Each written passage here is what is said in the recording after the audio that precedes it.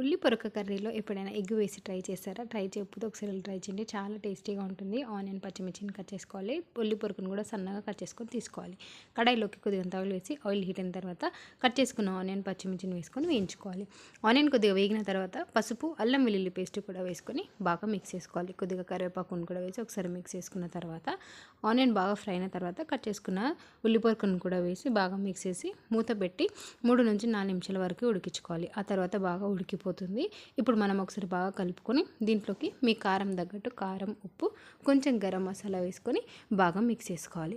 ఇప్పుడు దీన్ని మరో 2 నిమిషాల వరకు ఉడికించిన తర్వాత మీకు తగినన్ని ఎగ్స్ని పగలగొట్టి వేసుకోండి. నేను ఇక్కడ 3 ఎగ్స్ని వాడుతున్నాను. 3 ఎగ్స్ని వేసిన తర్వాత చితక్కొట్టకుండా అలానే వదిలేసి ఒక 2 నిమిషాల వరకు మూత పెట్టి ఆ తర్వాత మూత తీసి లైట్గా కదుపుకోవాలి. ఇలా కదిపిన తర్వాత మరో 2 నిమిషాలు అలానే ఉంచేసి ఆ తర్వాత మిక్స్ చేసుకుంటూ ఫ్రై చేసుకోవాలి. అంతే, ఉల్లి పొరక ఎగ్ కర్రీ రెడీ అయిపోయింది. ఒకసారి రోటీస్లోకి ట్రై చేయండి.